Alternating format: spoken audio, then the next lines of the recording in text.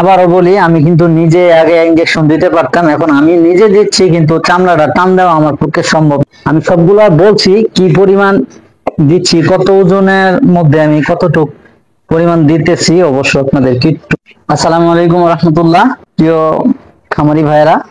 এখন দেখতেছেন আমার যে বকনা, তিনটা বকনা আছে, সেই তিনটা বকনাকেও এর আগে বুলাস কৃমি বড়ি দিয়ে কিন্তু কৃমিনাশক করানো হয়েছে, কৃমি মুক্ত করানো হয়েছে। সেটা হচ্ছে ফিতা কৃমি এবং গুল কৃমি, আরো যে ছোট ছোট যে অন্য অন্য কৃমিগুলি থাকে, সেই কৃমি ধ্বংস করা হয়েছে। এখন কিন্তু আবার নাইট্রোনিক্স ইনজেকশন দেওয়া হচ্ছে, সেটা কলিজা কৃমির জন্য। সেটা কিভাবে দিচ্ছি আর বকনার জন্য এই কলিজা কৃমিটা কি গুরুত্বপূর্ণ সেটা বলবো। এখন দেখেন এটা কোথায় দিতে হয়, সেটা হচ্ছে চামড়ার নিচে। আমি আবারও বলি, আমি কিন্তু নিজে আগে ইনজেকশন দিতে পারতাম, এখন আমি নিজে দিচ্ছি, কিন্তু চামড়াটা টান দেওয়া আমার পক্ষে সম্ভব না, যেহেতু বাম হাত আমার সমস্যা বলে জানেন।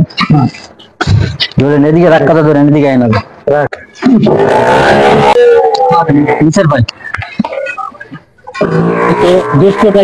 দেওয়া হচ্ছে দেখেন। আর এই নাইট্রোনিট ইঞ্জেকশনটা কিন্তু খুবই জ্বালাপোড়া করে গরুর জন্য, একটু তাপমাত্রা দেখেও দিতে হয় অনেক সময়। আর এই সকালে নাইলে বিকালে দেওয়াটা সবচেয়ে ভালো। ভ্যাকসিন কোন আর আপনার ইঞ্জেকশন কোন, তাপমাত্রার মধ্যে দিলে অনেক সময় গরু স্ট্রোক করতে পারে। যে আমার সাথে যে ভাই আছে, এই ভাইয়া কিন্তু আমার থেকে শিখতেছে, আমার কাছ থেকে আলহামদুলিল্লাহ প্রশিক্ষণ বলতে পারেন,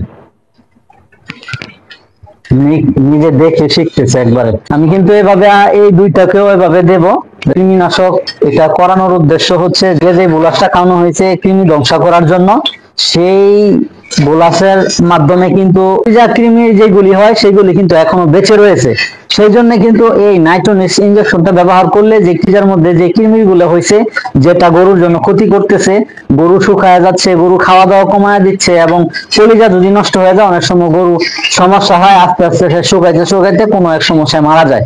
সেই জন্য কৃমি যখন কলিজার মধ্যে কৃমির হয়, তখন এই নাইট্রোনিক্সটা দিলে এই উপকারটা পাওয়া যায় ইনশাল্লাহ।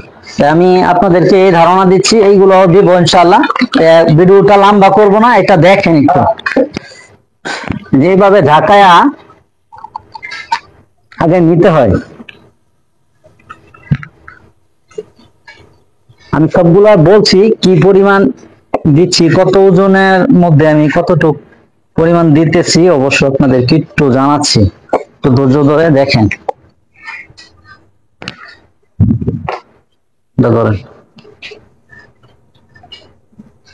হাওয়া থাকা যাবে না,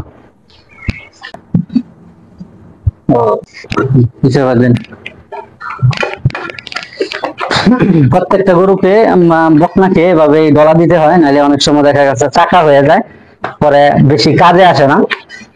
সারা শরীর যেন মিক্স হয়, এটা আস্তে আস্তে তার কাজে আসবে, কৃমিগুলি আস্তে আস্তে নষ্ট হতে থাকবে।